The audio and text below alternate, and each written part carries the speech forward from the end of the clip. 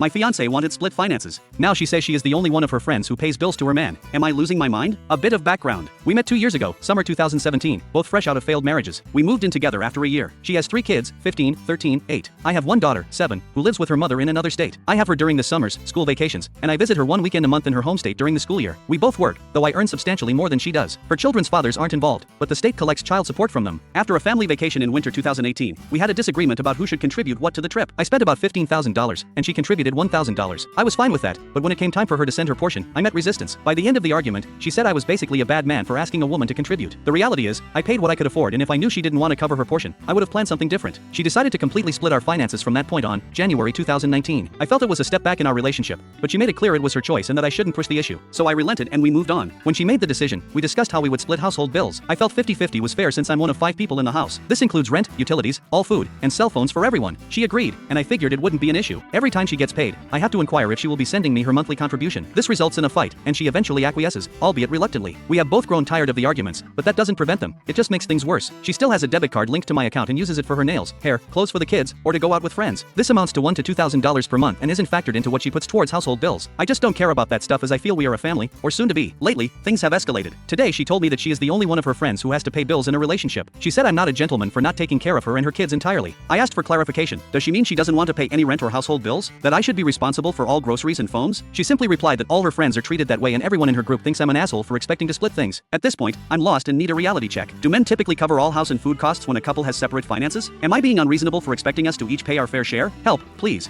I'm losing my mind and she has me convinced I'm a bad person. I don't know what to do.